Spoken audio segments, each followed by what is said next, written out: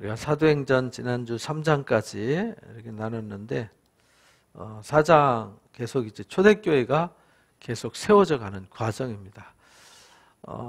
처음에는 성령 강림으로 이제 교회가 시작이 되었어요. 주일날 우리가 말씀을 들었던 대로 성령의 사람들, 성령 받은 사람들, 이게 곧 뭐냐면 교회예요. 그러니까 교회는 신약의 교회, 기독교의 출발은 성령이 임함으로 시작이 되어진 겁니다.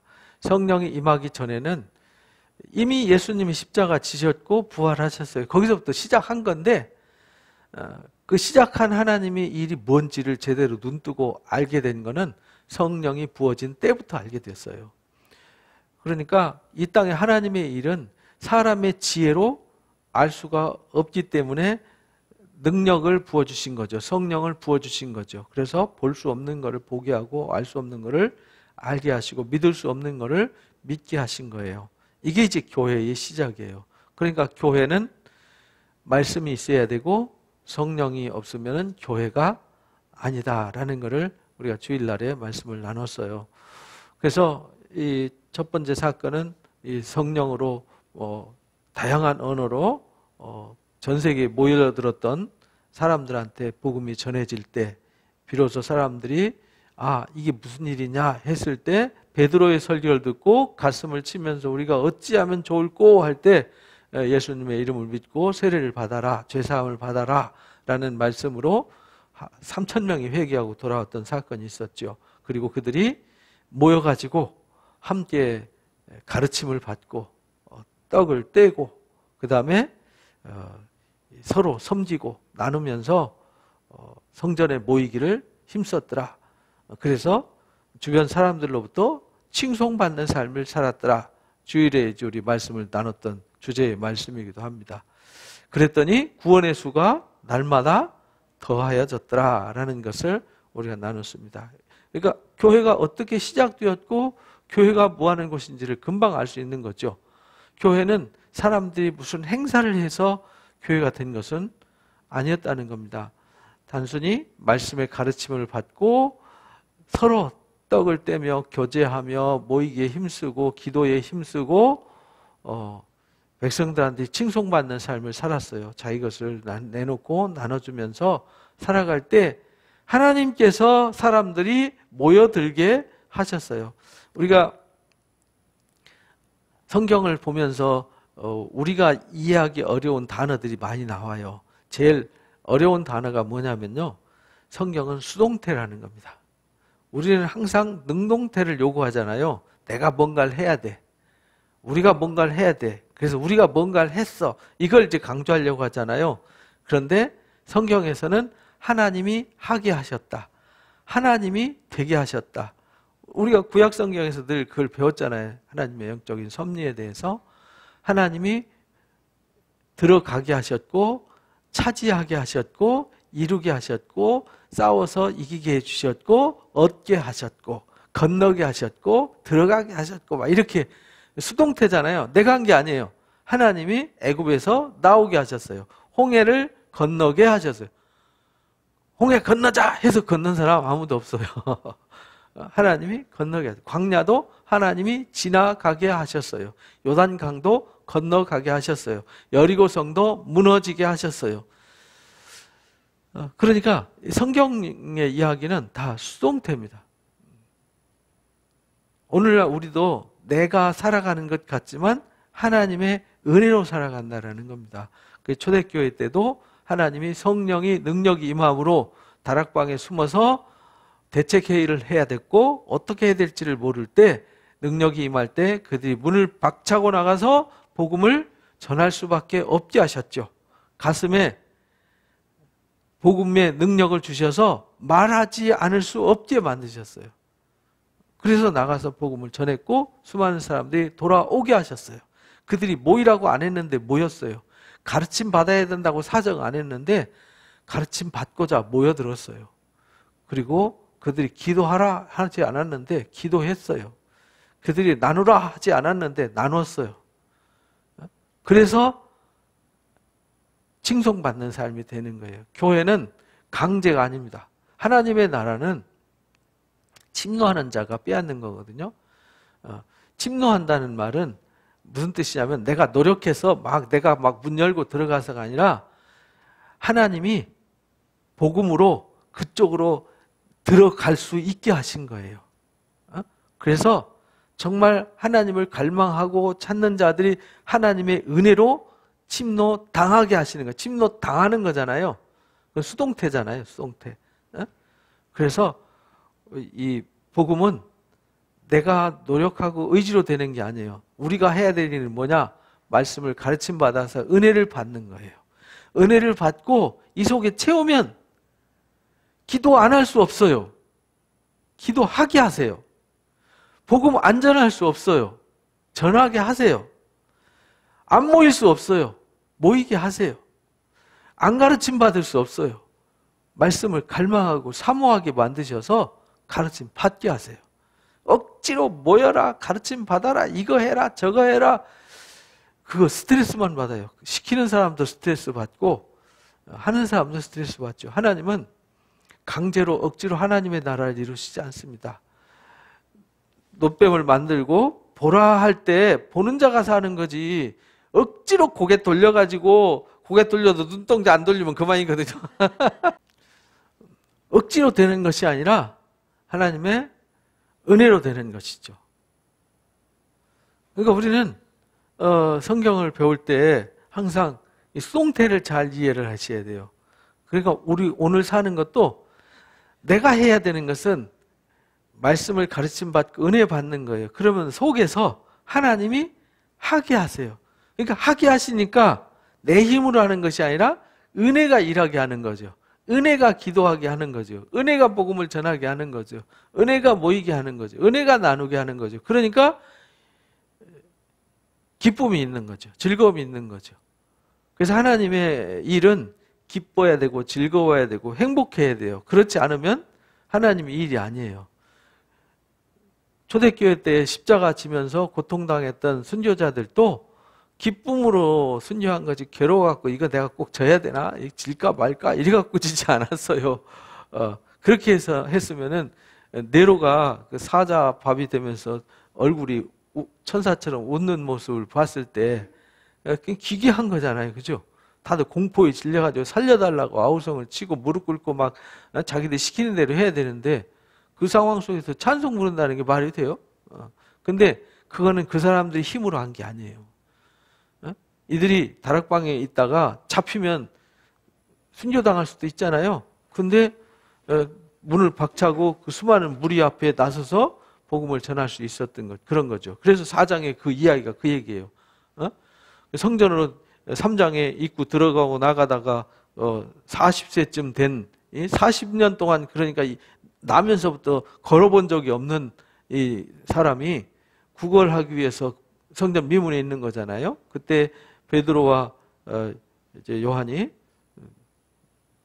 무엇을 얻을까 하고 쳐다볼 때 난 줄 거 아무것도 없다. 나사렛 예수의 이름으로 명하노니 일어나 걸으라 할 때 그가 걷기도 하고 뛰기도 했잖아요. 하나님을 찬미하잖아요.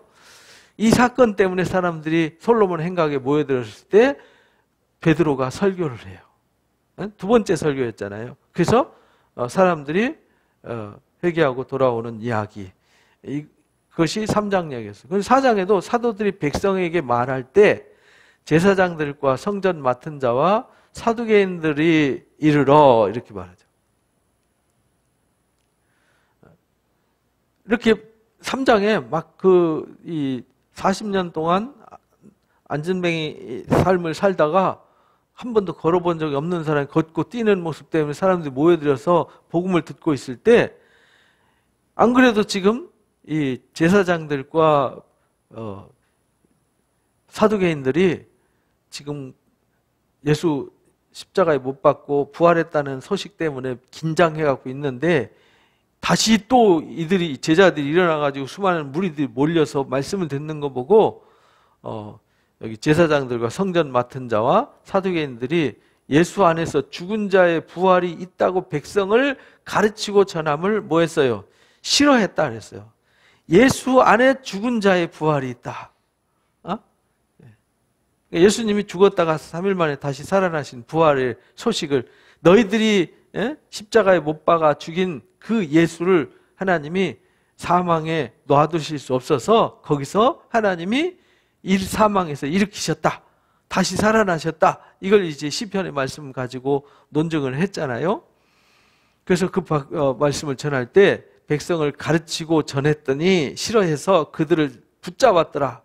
근데 이미 날이 저물었기 때문에 감옥에다가 가뒀어요. 말씀을 들은 사람 중에 믿는 자가 많으니 남자의 수가 몇 명이나 됐어요? 5천이나 됐어요. 이렇게 점점 구원의 수가 늘어나고 있죠. 사도들은 핍박받으면서 복음을 전하고 있어요. 핍박도 두려워하지 않아요. 근데 그렇게 하게 하신 이가 성령이 그들 속에 임해서 그렇게 하게 하셨어요. 이거는 본인들이 의지로 못해요.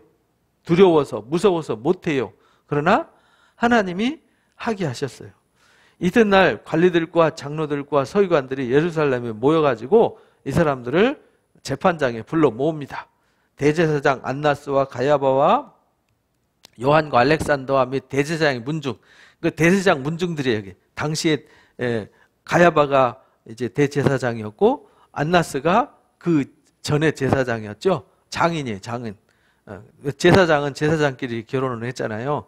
여기도 이제 가문들이에요. 다 모여가지고 사도들을 가운데 세워놔놓고 이제 신문을 합니다. 너희가 무슨 권세와 누구의 이름으로 이 일을 행했느냐?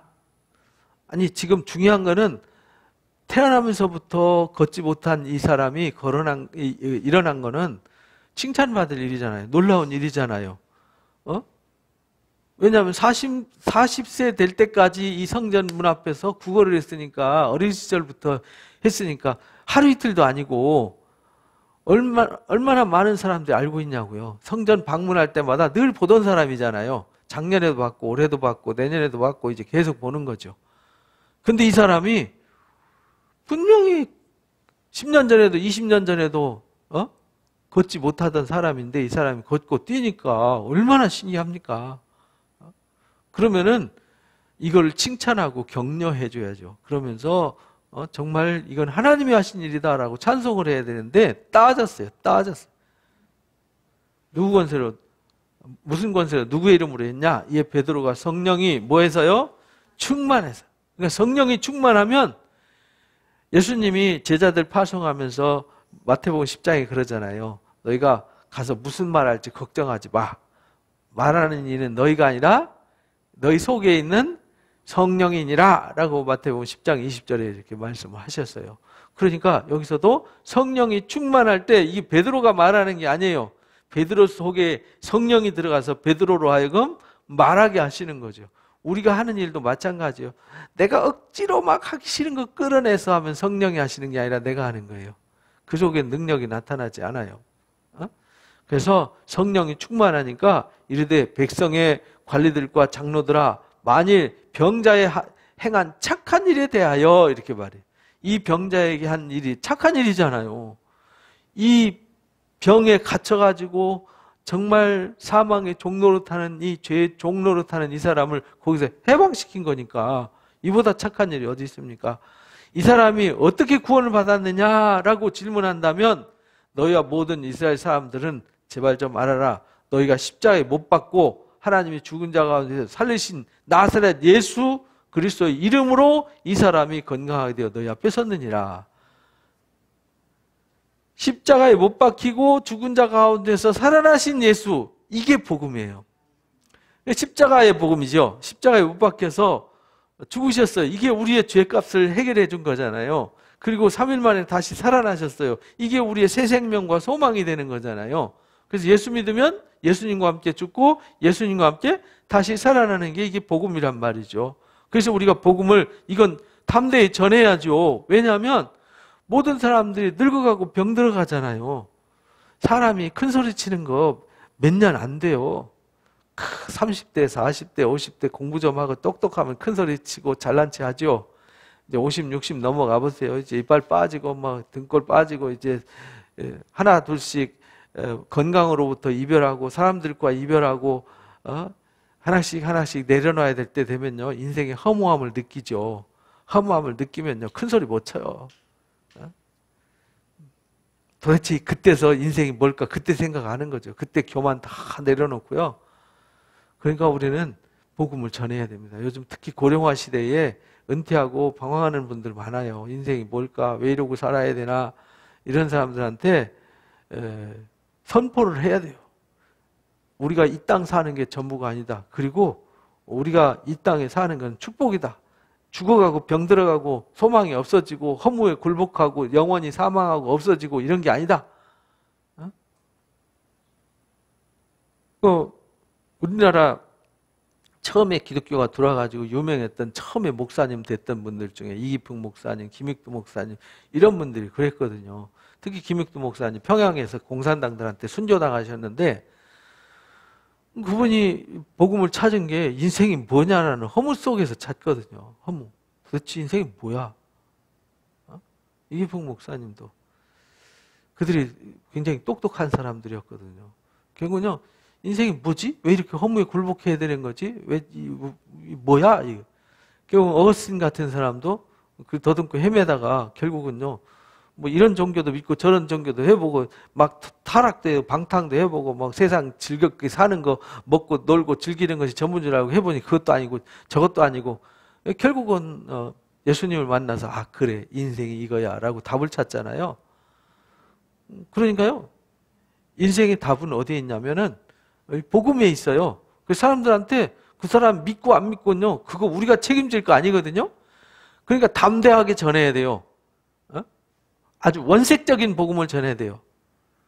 저희 어머니가 제가 자주 못 뵙고 그랬더니 저희 형님이 와가지고 막 이제 교회 나가면 안 된다고 요즘 코로나 때문에 어쩌고 하면서 협박을 많이 하셨나 봐요. 그러니까 많이 기가 죽으셨더라고요. 그래서 제가 명절 때 가서 예배하면서 아주 원색 복음을 전했어요. 예수 믿으면 하나님의 나라 가고 예수 안 믿으면은 심판 당합니다. 근데 어머니가 죽음에 대한 생각을 많이 하시더라고요. 그래서 죽으면 귀신 되는 것도 아니고 죽으면 다 하나님 앞에 심판받아서 예수 안 믿는 사람 다 지옥 간다고.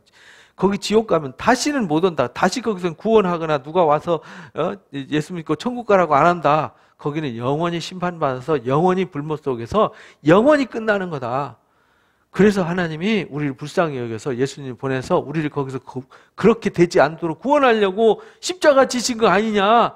예수 믿으면 그 지옥 안 가고 하나님의 나라에서 영원토록 왕노릇하면서 영생을 누리는데 왜 예수를 안 믿고 왜 뭐 엉뚱한 제사니 뭐 유교니 뭐 이런 쓰잘데기 없는 것 그 메이드 인 차이나다. 중국에서 만들었는데 중국도 버린 지 오래됐다. 중국이 만들어갖고 쓰레기통에다 버린 걸 왜 붙잡고 그거 붙잡고 하는 거 얼마나 초라하고 부끄럽냐. 유교가 이 나라 말아먹은 거 기독교가 들어와가지고 근대화시키고 오늘 이렇게 우리 잘 살게 만들고 한 것도 하나님의 은혜인데 하면서 막 아주 원색 복음을 전했어요. 정신 차리셔야 됩니다. 가족들 한 사람도 지옥 가면 안 됩니다. 다 하나님 나라 가야 됩니다. 영생에 이르러야 됩니다. 그래서 예수 믿으면 됩니다. 그러니까 어머니 열심히 기도하셔야 됩니다. 그랬더니 얼마 전에 전화 왔어요. 요즘 기독교 방송 열심히 듣는다고. 시골에 교회 예배 못하게 해요.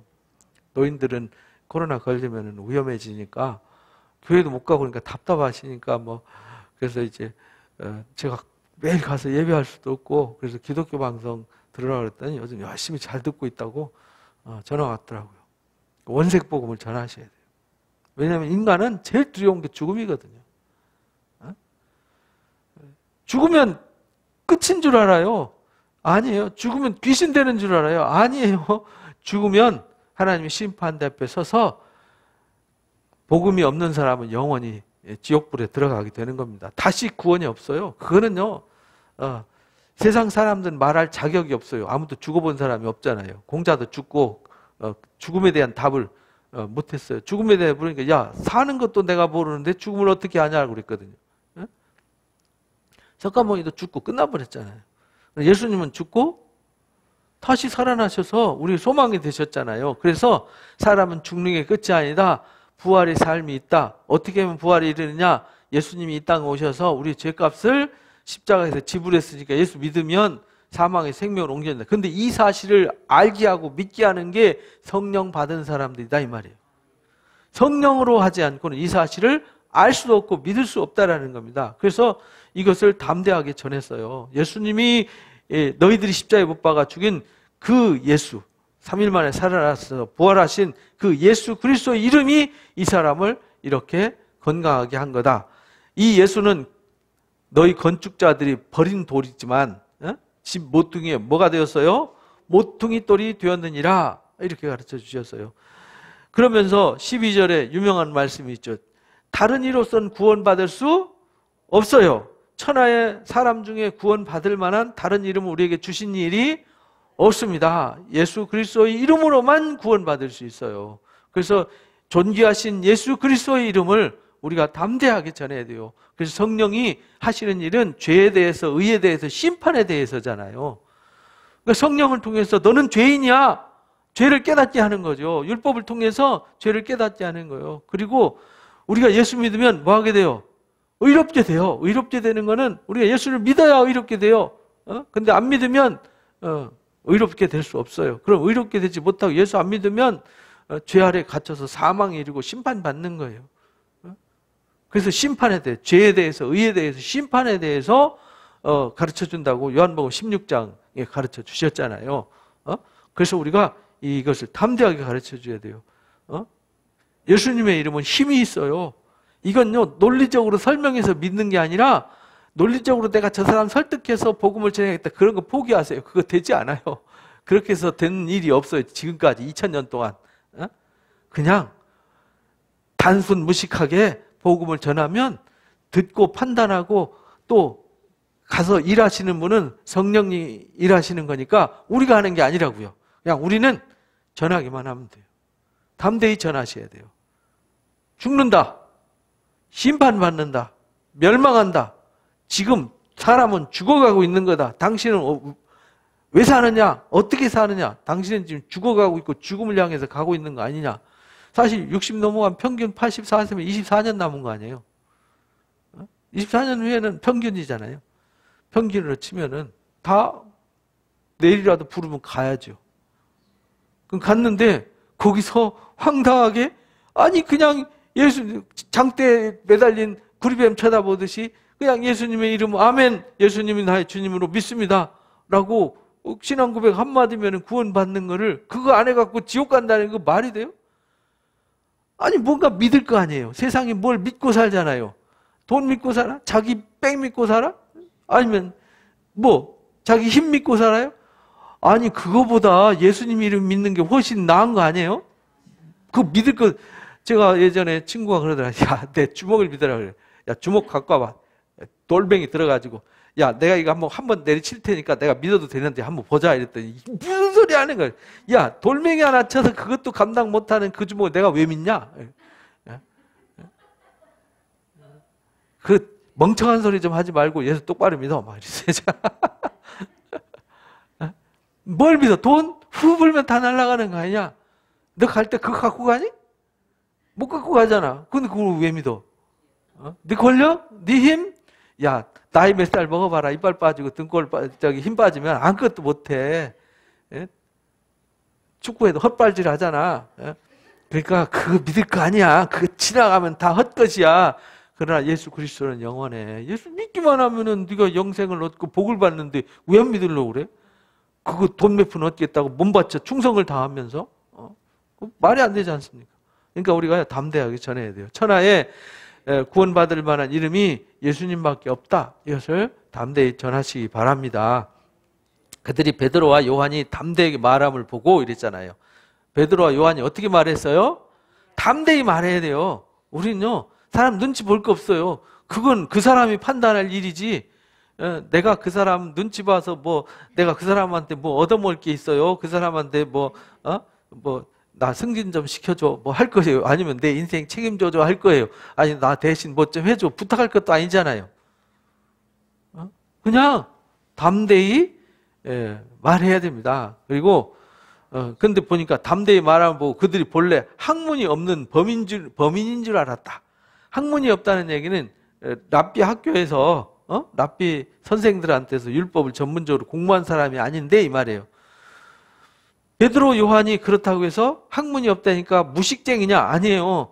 예수님 따라다니면서 배웠고 또 어려서부터 회당에 가서 성경을 읽어야 되기 때문에 평소에 유대인들은 태어나면 다 성경을 읽고 공부해요. 회당 예배 가면 성경을 읽어야 되고 들어야 되잖아요. 그러니까 무식한 사람이 없었어요, 유대인들은. 지금도 유대인들은 글을 못 읽는 사람이 없어요. 전 세계에서 문맹률이 제일 낮은 게 유대인하고 한국 사람이거든요. 미국보다 우리가 우수한 민족이에요. IQ도 세계에서 1, 2등 하고요. 글 모르는 사람이 없어요. 근데 미국은 글 모르는 사람이 상당히 많습니다. 20, 30% 이상 돼요. 근데 우리는 글 모르는 사람 없잖아요. 그죠? 이상히 여기며 또 전에 예수와 함께 있던 줄도 알아요. 학문 없는 줄도 알고, 또 예수님과 함께 다녔던 제자인 것도 알아요. 또 병 나은 사람이 그들과 함께 서 있는 것을 봤어요. 왜냐면 자기들이 그 40년 동안 봤던 거잖아요. 그죠? 아기 때는 없었으니까 뭐 성인이 돼가지고 앵벌이를 시작했겠죠. 그 최소한 30년 있었을까요? 30년 봤으면 많이 본 거 아니에요? 다 봐서 알고 있어요. 거짓말을 못해. 누가 30년 동안 안진뱅인 척 할 수는 없잖아요. 한두 해는 거짓말할 수 있지만 비난할 말이 없었어요. 그래서 명하여 공회에서 나가라 하고 공회에서 내보냈어요. 야, 잠깐 나가 있어. 이래놔 놓고는 의논하죠. 야, 어떻게 하면 좋냐? 아니, 예수님이 제자인 거 알고, 그리고 그 병 안전병이었던 그 사람이 태어나면서부터 장애를 태어나서 한 번도 걸어보지 못했다는 거 우리가 다 알고 있고, 그 사람 그 옆에 서 있는데 예수님의 이름으로 이 사람을 이렇게 했다고 하니 이걸 도대체 어떻게 하면 좋지? 대책회의를 하는 거죠. 이 사람들을 어떻게 할까? 그들로 말미암아 유명한 표적이 나타난 것이 예루살렘에 사는 모든 사람들에게 알려졌어요. 이들도 알고 있어요. 이거 절기 때 와가지고 사람들이 다 와가지고 다 소문났으니 이거 어떡하냐? 큰일 났다. 우리도 부인할 수 없지 않냐? 이것이 민간에 더 퍼지지 못하도록 그들을 위협하자. 할 수 있는 방법은 위협하는 것밖에 없었어요. 이후에는 예수님의 이름으로 아무도 말하지 못하게 하자.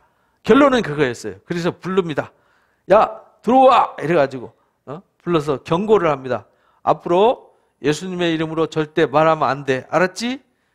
그때는 너희들 감옥 갈 줄 알아. 이렇게 협박을 했어요. 말하지도 말고 가르치지도 마라. 이랬어요. 그랬더니 베드로, 요한이 예, 알겠습니다. 용서해 주셔서 감사합니다. 이런 게 아니라 대답합니다. 딱 담대하게 서가지고 야, 이놈들아, 하나님 앞에서 너희 말 듣는 것이 옳으냐, 하나님 말씀 듣는 것이 옳으냐 한번 판단해봐라 이놈들아 하면서 큰 소리를 쳤어요.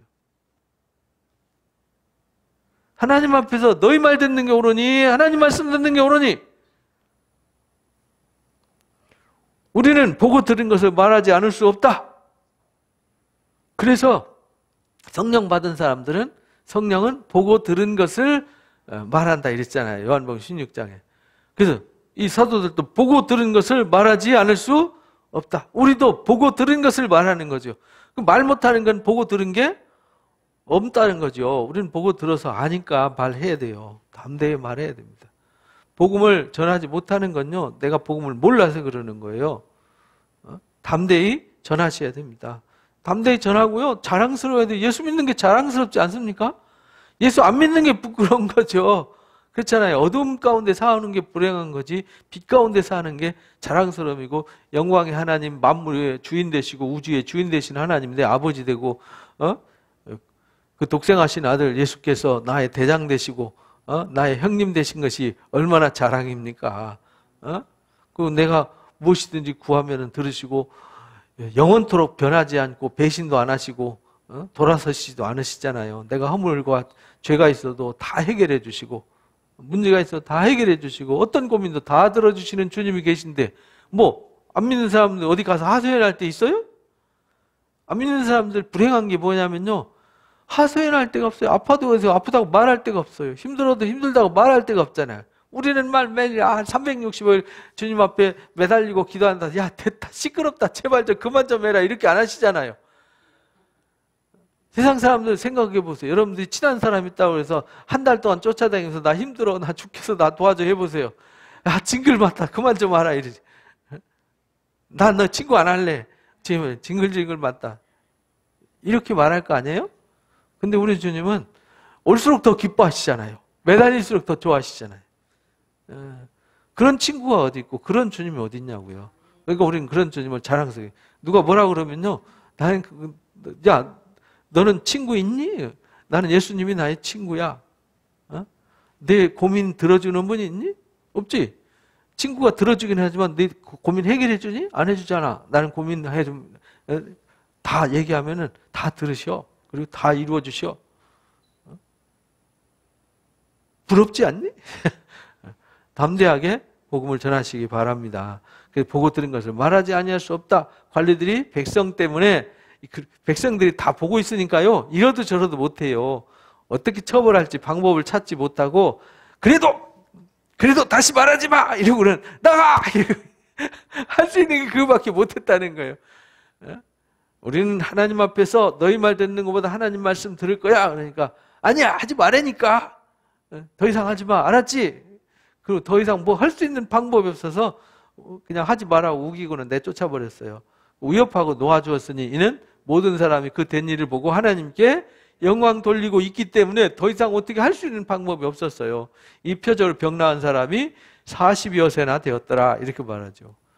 그때 당시에 40세는 나이가 굉장히 많은 거거든요. 그 당시에 평균 나이가 47세였으니까 우리도 1960년대 평균 나이가 40대였거든요. 45세, 7세 이랬어요. 그래서 무슨 잔치 했죠? 환갑잔치. 환갑까지 삶을 엄청 오래 산 거였어요. 오래 산이라고 고생했다고 더 장수하시라고 잔치를 했단 말이죠. 근데 요즘은 환갑? 저도 내년에 환갑입니다. 근데 야 이거 지금 저보고 뭐 오래 살았다 그러면은 남들이 우습죠. 아직 한참 남았죠. 아직 30년 이상 더 살아야 되는데 사도들이 노임에 동료들이 가서 제사장들과 장로들의 말을 다 알렸더라. 그래가지고 사도들이 노이니까요 가서 장로들과 제사장들이 겁박했던 얘기를 다 해요. 그들이 듣고 한 마음으로 하나님 앞에 소리 높여 이르되 대주제여 모든 것을 주관하시는 주인 되신 하나님 말이에요. 천지와 바다와 그 가운데 만물을 지으신 하나님, 또 주의 종 우리 조상 다윗의 입을 통해서 성령으로 말씀하시기를 어찌하여 열방이 분노하며 족속들이 허사를 경영하였는고 세상의 군왕들이 나서며 관리들이 함께 모여 주와 함께 그의 그리스도를 대적하도다 하시니로소이다 이렇게 말하죠. 그래서 여기 4장 25절에 보면 여기 니은 이렇게 각주 나오죠. 시편 118편의 말씀, 또 시편 2편 1절 2절 말씀을 강조해요. 그러니까 시편 1편 2편이 뭐냐면 사람들이 하나님의 통치를 비웃잖아요. 근데 세상 사람들이 아무리 권력이 힘이 있고 떠들고 어쩌고 저쩌고 해봤자 천지를 지으시고 주관하시는 만왕의 왕 되시고 만주의 주 되신 하나님의 경영을 누가 대적하냐고요. 그래서 예수님은 이 땅에 오실 때 뭘로 오셨냐면 만왕의 왕으로 만주의 주로 오신 거거든요. 어떻게 세상 군왕들과 비교되냐 이 말이에요. 그래서 여기서 이제 사도들이 시편 2편 말씀을 읽으면서 기도하는 거예요. 과연 헤롯과 본디오 빌라도는 이방인과 이스라엘 백성과 합세해가지고 하나님께 기름 부으신 거룩한 종 예수님을 거슬러가지고 거룩한 종 예수라고 그랬잖아요. 예수님은 이 땅에 하나님의 뜻을 행하러 오셨어요. 내 뜻대로 행하지 않고 아버지의 뜻을 행하러 오셨어요. 그래서 거룩한 종 예수라고 말을 한 거예요. 하나님의 권능과 그 뜻대로 이루시려고 예정하신 그것을 행하려고 이 성에 모였습니다. 예수님이 십자가 지시고 부활하신 그 역사, 하나님의 뜻을 이 땅에 이루려고 오셔서 이루신 그 뜻, 그것을 예정하신 대로 이루게 하시려고 우리가 여기 모였습니다. 그러니까 이제도 그들의 위협을 굽어보시옵고 그들의 위협을 막아주시고 종들로 하여금 담대히 하나님의 말씀을 전하게 해주십시오 라고 하나님 앞에 그들이 마음을 모아서 합심해서 기도를 했어요. 그러니까 그들이 대책회의에서 야 저놈들하고 어떻게 싸우냐 이런 거 의논 안 했다고요. 대책회의 안 하고 엎드려서 누구한테 부탁하셨어요? 하나님께 부탁을 했어요. 그러니까 우리도요, 뭔 일 생기면 세상 어떻게 대적할까? 광화문에 가서 피켓 들고 뭐 할까? 이런 거 하지 말고 엎드려서 뭐 하라고요? 기도하라는 거죠.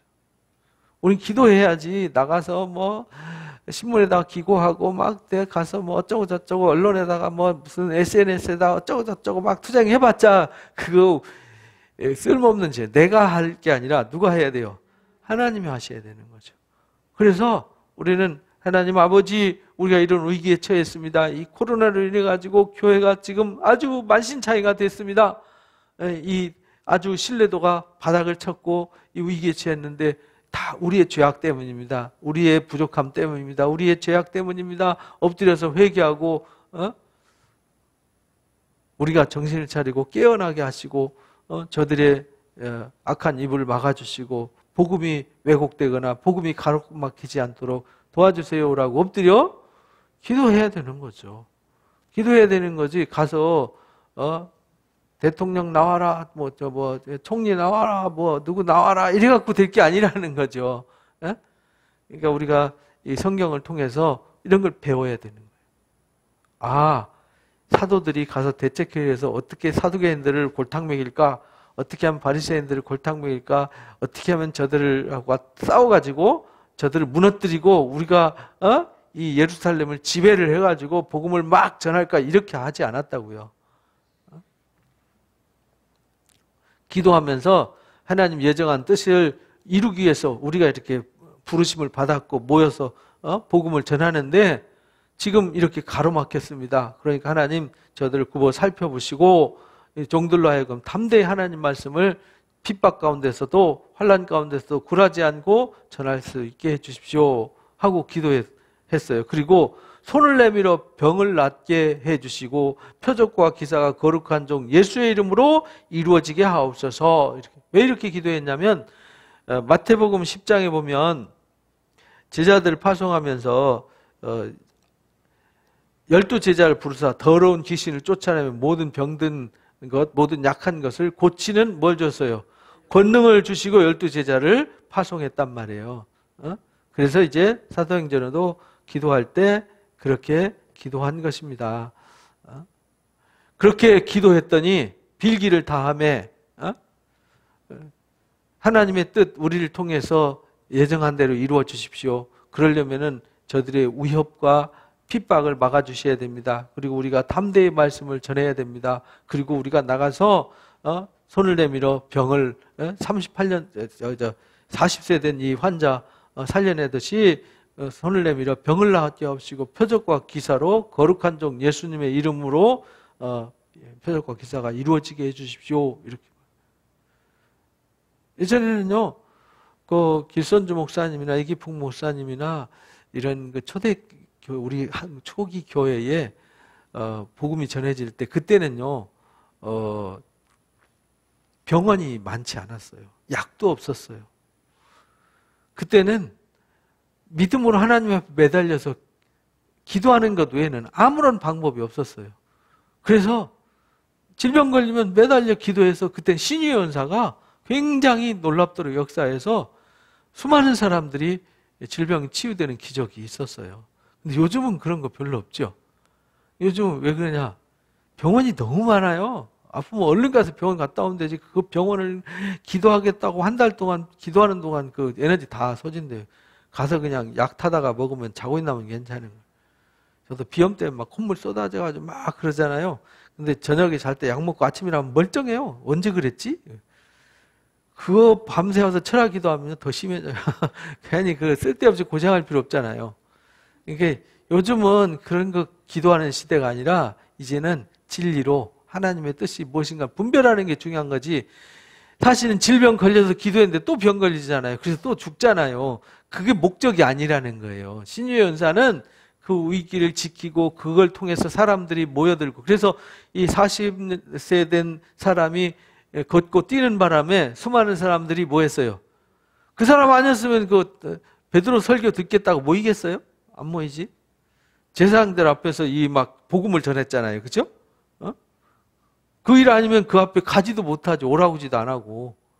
근데 그 사람 하나 살림으로 수많은 사람들 모여드는 하나의 매개체 역할을 한 거지, 그리고 그 사람을 구원하기 위한 것이었지 병고침 자체의 목적이 있는 것은 아니었어요. 병을 고쳐서 구원하는 데 목적이 있는 거죠. 그러니까 오늘날도 병을 고치는 건 병원에 가서 고치면 그것도 기도하면서 하나님의 의사를 세워주셨고 약도 주신 거니까 그거 먹으면 되고요. 그거 먹고 열심히 말씀을 듣고 배워서 복음으로 살고 복음을 전하고 나누고 이러면 되지, 엉뚱한데 옛날처럼 하겠다고 우길 필요는 없다라는 겁니다. 지금 문명이 바뀌었어요. 하나님이 치료제도 주셨고 병원도 주셨어요. 세상에 하나님이 안 주신 게 있나요? 어떤 건 하나님 주셨고 어떤 건 안 주셨나요? 이제 그렇게 해석하면 안 되는 거예요. 이제 모인 곳이 빌기를 다음에 모인 곳이 진동하더니 우리가 다 뭐 했어요? 성령이 충만했어요. 그래서 어떻게 됐어요? 담대해졌어요. 성령이 충만하면 어떻게 된다고요? 담대해져요. 그래서 옥문이 열리고 다락방문이 열리는 거예요. 담대해져 가지고요. 성령이 충만해서 담대히 하나님 말씀을 전했어요. 믿는 무리가 그렇게 담대해서 하나님 말씀 전하다 보니까 믿는 무리가 한마음 한뜻이 되었어요. 이게 한마음 한뜻이 안 돼갖고 교회들끼리 막 분쟁하고 막 법원 투쟁하고 거긴 이미 성령이 외출가셔서 안 계세요. 왜? 성령은 하나 되게 하시는 거거든요. 여러분들 에베소서 4장에 보면은 평안에 매는 줄로 성령이 어떻게 하신 것을 하나 되게 하신 것을 힘써 지켜라. 이렇게 성령은 하나 되게 하세요. 왜? 예수님도 이 땅에 뭐하러 오셨어요? 화목하게 하고 화평케 하고 하나가 되게 하기 위해서 오셨어요. 신앙이라는 거는 우리가 성령 받았는지 안 받았는지는 금방 알 수 있어요. 남을 이간질하고 남한테 거짓말하고 남 뒤집어 씌우고 뒤통수 때리고 이건 다 성령이 없는 사람들이 하는 소리예요. 성령이 있는 사람들은 뭐 하죠? 하나가 되게 해요. 서로 하나가 되고 치유하고 서로 협력하고. 왜? 주님이 하는 일이 그거고 성령이 하는 일이 그거니까 내 속에 성령이 있고 주님이 계시면 그 일을 하는 거죠. 판을 깨는 일을 하지 않아요. 남을 모함하지 않아요. 이간질하지 않아요. 몸도 하나고 성령도 한 분이기 때문에 그래요. 그래서 너희도 부르시면 한 소망 안에 부르심 받았어요. 주님도 한 분이고 믿음도 하나고 무엇도 하나요? 세례도 하나요. 하나님도 한 분이시니 만유의 아버지다. 만유 위에 계시고 만유를 통일하고 만유를 가운데 계시니라. 그래서 분량대로 은혜를 주셨다. 이렇게 가르쳐 주셔서요. 그러니까 우리가 이 사도행전 4장에 그들이 다 같이 모여서 한마음 한뜻이 되는 것은 성령 받은 증거예요. 그래서 여러분들 살면서 누가 다퉜다, 서로 갈라섰다, 막 서로 원수지간이 됐다 이러면은 거기는 성령이 떠나시고 안 계시구나 이렇게 보시면 돼요. 왜냐하면 성령은 분열시키는 일을 하지 않거든요. 모든 물건을 서로 뭐 했어요? 서로 통용해요. 이기적으로 내 거라고 고집하지 않아요. 하나님이 주신 거니까 어려운 사람이 있으면 서로 나누고 돕는 거죠. 또 자기 재물을 조금이라도 자기 거라고 하는 이가 하나도 없었어요. 이게 성령 충만한 사람들의 삶이었어요. 하나됨, 나눔, 욕심 없음 이런 거잖아요. 그죠? 사도들이 큰 권능으로 주 예수의 부활을 증언하니 무리가 큰 은혜를 받더라. 그러니까 사도들이 빌기를 다하고 막 열심히 기도하고 담대히 복음을 전했더니 말씀을 열심히 가르쳤더니 권능을 힘입었더라 이렇게 말해요. 그리고 주 예수님의 부활을 증언하니 우리가 큰 은혜를 받아가지고 그 중에 가난한 사람이 없어지더라. 왜냐하면 서로 받은 것을 나눠줬기 때문에 그래요. 왜냐하면 이때 초대교회 때는 지금하고는 달라요. 지금 우리 집단 생활 안 하잖아요. 이때는 집단 생활을 했어요. 왜냐하면 오순절 마가다락방에 성령 받은 사람들이 예루살렘에 모여들었죠. 그래서 지금은 성경의 1장 8절 말씀대로 능력이 임하면 예루살렘과 온 유대와 사마리아 땅끝인데 지금 이제 예루살렘 역사잖아요. 그러니까 성도들이 다 어디 있어요? 예루살렘에 있고 어디에 모이기 힘썼죠? 성전에 모이기 힘썼어요. 왜? 예루살렘에 성전이 있으니까. 근데 AD 70년에 성전이 없어지니까 이제 성전에 모이지 않고 가정교회에서 모였죠. 이렇게 바뀌는 거예요. 그래서 가난한 사람들이 없는 이유는 그 공동체가 다 모였는데 전 세계에서 모여든 사람들이잖아요. 모여들고 지방에서 와가지고 은혜 받았다고 안 가.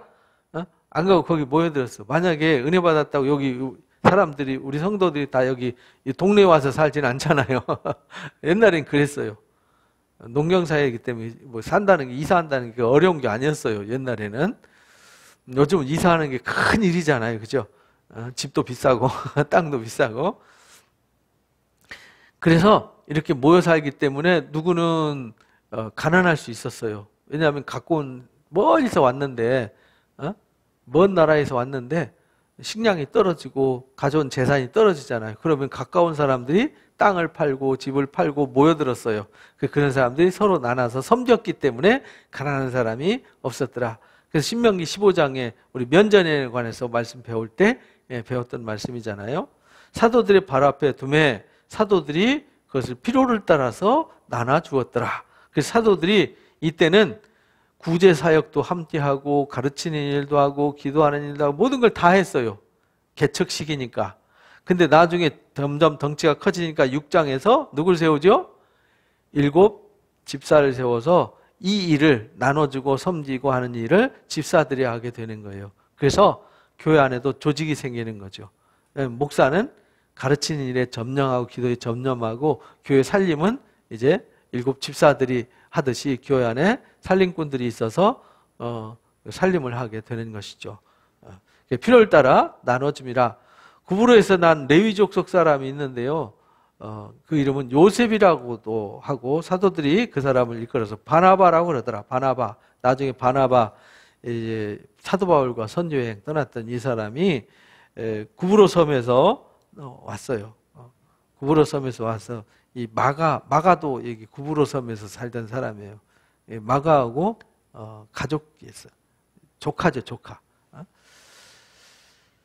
의로의 아들이라 그가 밭이 있으며 팔아가지고 값을 가지고 사도들 발 앞에 두니라. 이래가지고 이 사람은 전 재산을 하나님 앞에 드리고 복음을 위해서 사는 사도들의 제자가 되었어요. 그래서 최초의 선교사가 돼서 이방 선교에 힘을 썼던 사람 중에 한 사람이죠. 또 사도 바울을 또 이방 사역의 사역자를 세우는 아주 중요한 역할을 했던 사람으로 등장하게 됐죠.